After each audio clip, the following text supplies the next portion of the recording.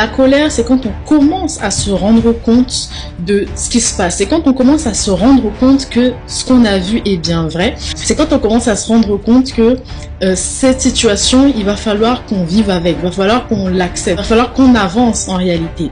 Mais encore une fois, le cerveau n'est pas préparé à ça. Le cerveau est pris de court. L'âme est prise de court.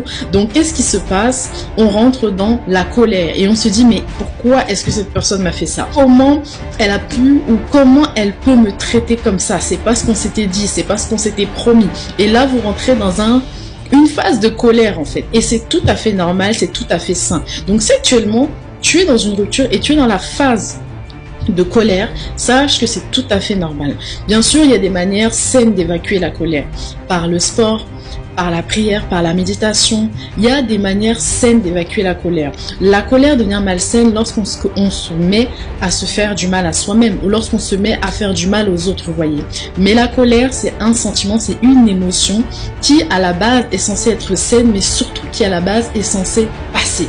Donc la colère, ça se vit et ça s'extériorise, comme tout sentiment ou comme toute émotion négative.